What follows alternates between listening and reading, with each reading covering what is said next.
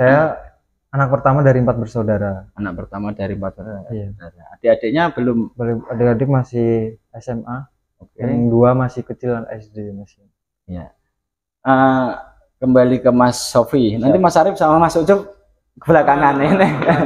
Ini saya langsung ya.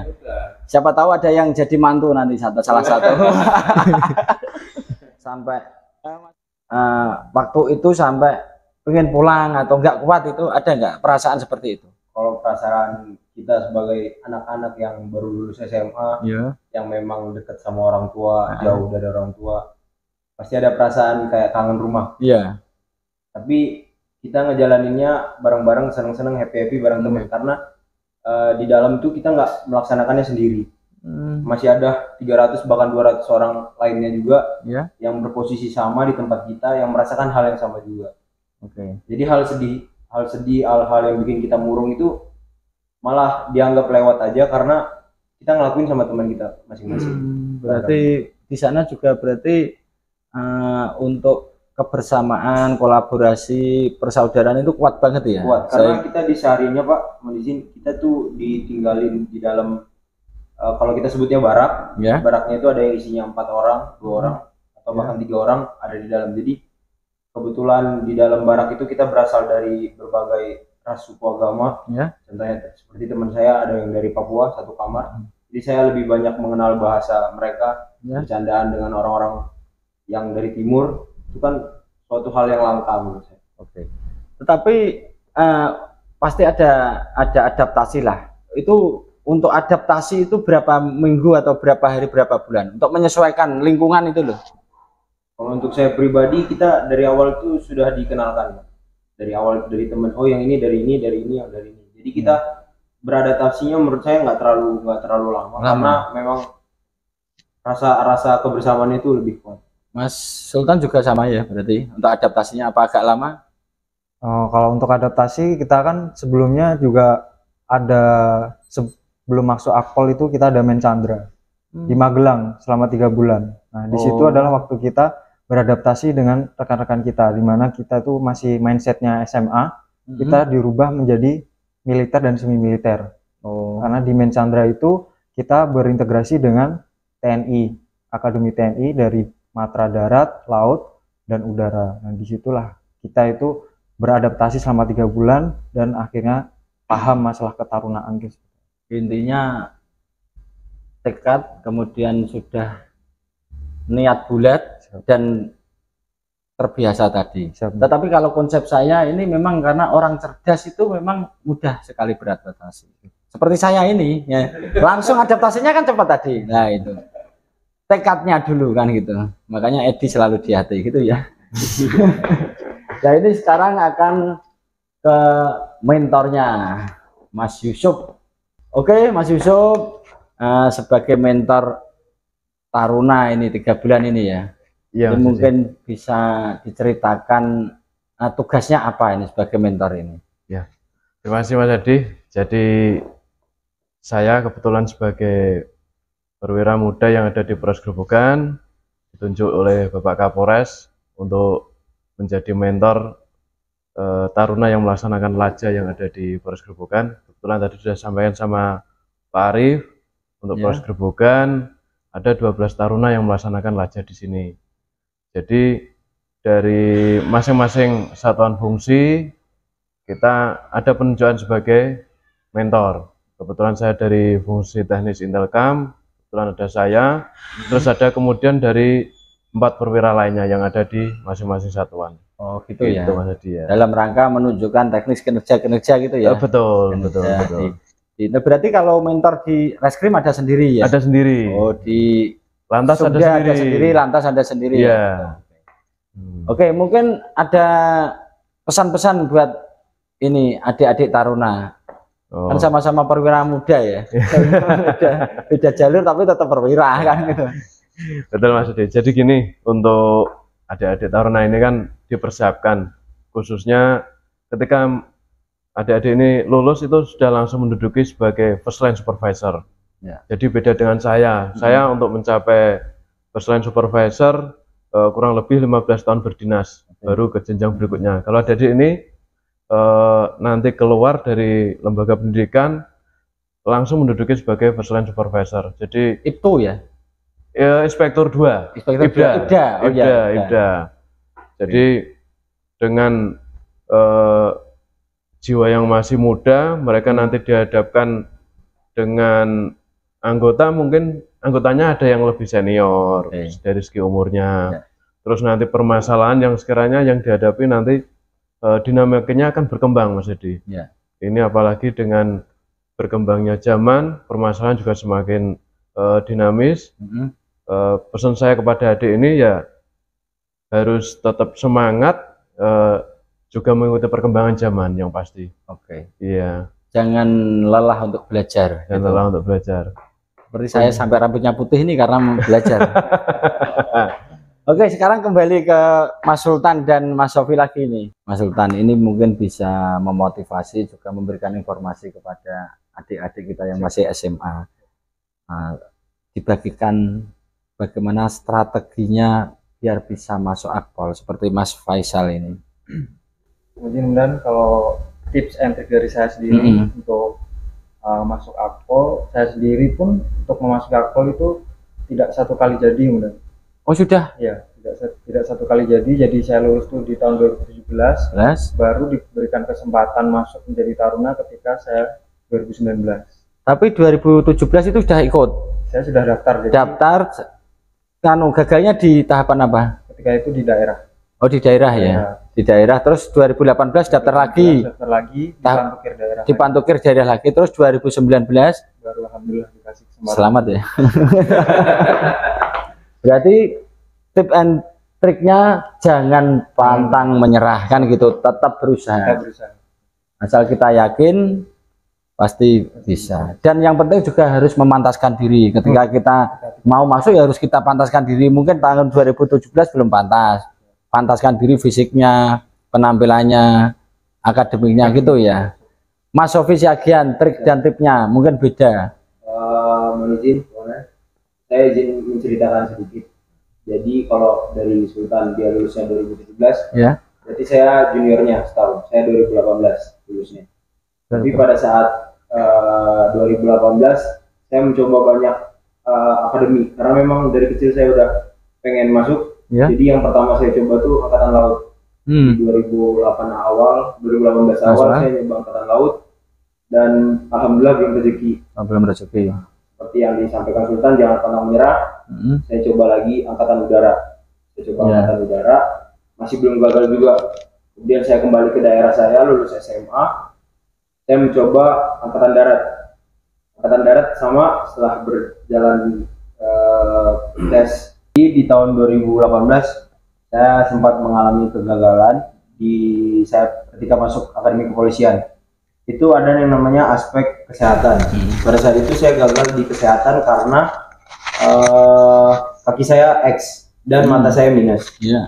Jadi untuk memasuki akademi kepolisian itu ada beberapa hal aspek yang memang harus seseorang itu penuhi. Seperti pertama kesehatan, jasmani, akademik, sama psikotes. Dari keempat jenis kriteria yang harus dipenuhi ini, semuanya harus imbang di antara keempat.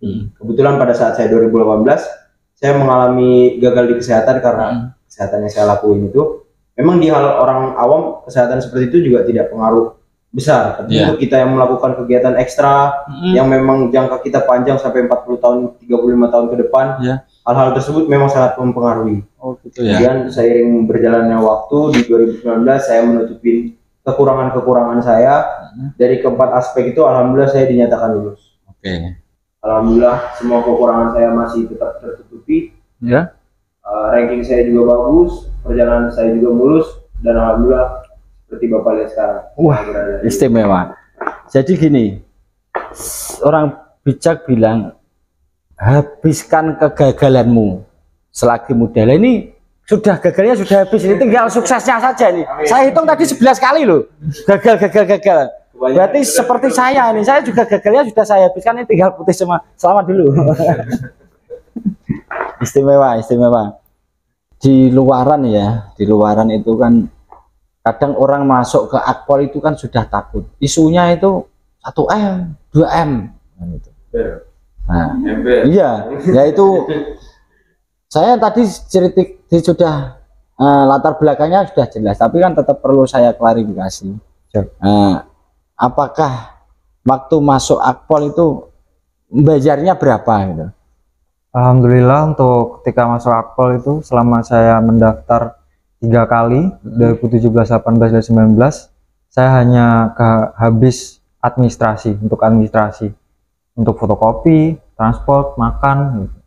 Dan itu yang jelas tidak sampai MM kan nggak ada gitu ya. Oke. Mas Sofi sendiri? Kalau saya pribadi itu yang saya lihat fakta kejadian yang asli, yang benar saya rasakan, ya, bahwa hal-hal tersebut itu tidak benar, Pak. Karena yang kita rasakan sendiri hanya butuh administrasi yang seperti persyaratan masuk, itu jelas kita pakai duit pribadi. Dan sampai saya sekarang berdiri sebagai taruna tingkat 4 Akademi Kepolisian, semua yang saya pakai dari atas kepala sampai bawah itu gratis.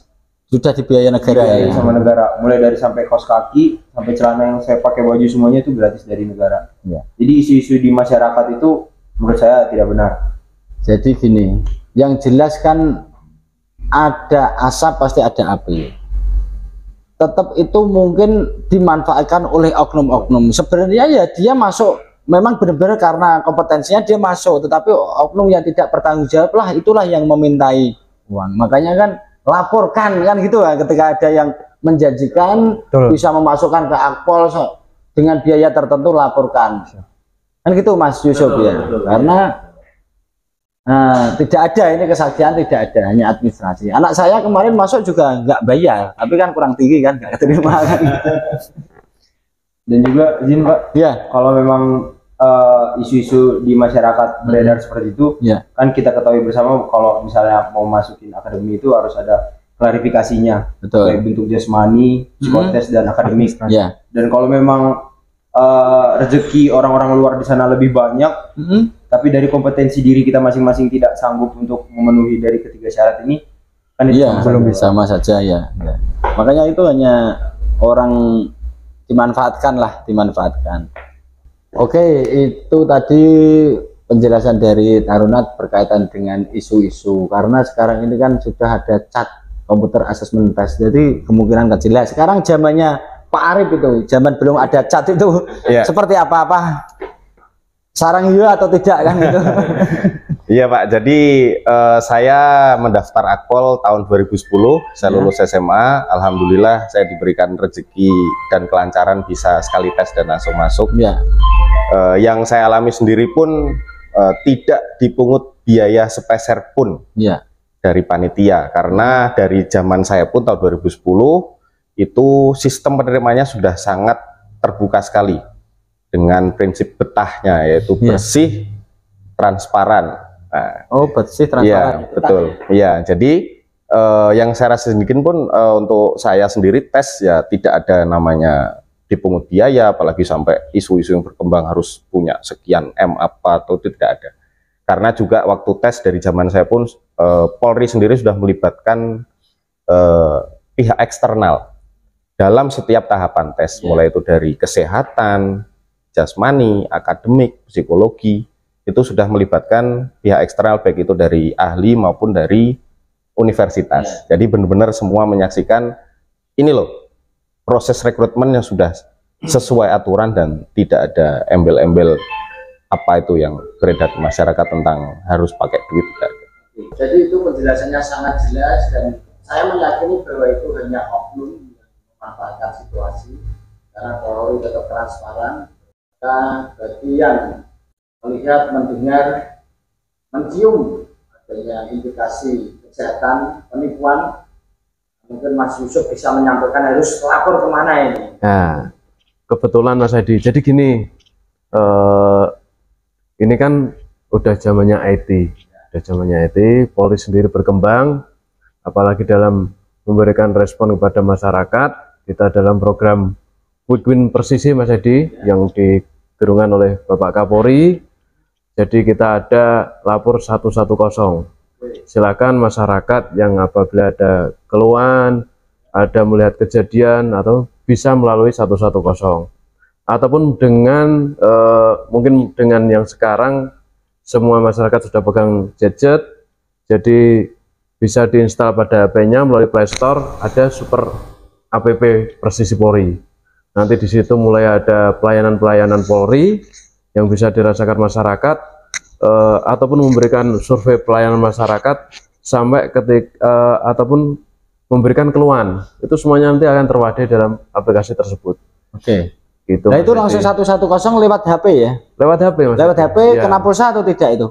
Pulsanya gratis. Gratis atau ya? langsung gratis ya. Jadi kan masyarakat tidak perlu ragu lagi, tinggal mencet 110 laporkan kan gitu ya. Operator atau langsung operator? Operator ya. Ya, tapi nanti diarahkan ke kepolisian yang terdekat. Oke. Gitu. Jangan lupa pemirsa, 110 media canggih Polri untuk melaporkan atau mengadukan tindak kejahatan. Itu ya. Pemirsa channel YouTube Edi Selalu di Hati, demikian tadi bincang-bincang sangat bermanfaat dengan Taruna Akpol, dengan pengasuh Akpol, juga dari mentor Akpol. Jangan lupa apabila ingin mendaftarkan ke Akpol, bisa datangi ke Polres dekat, mintalah informasi yang sebenar-benarnya, jangan hanya dari orang-orang yang tidak bertanggung jawab. Demikian, jangan lupa terus pantau channel Edi Selalu di Hati, share, like, komen, dan Subscribe. subscribe. Dadah, terima kasih Mas Sultan, sukses selalu. Ya. Oke, Pak Arif.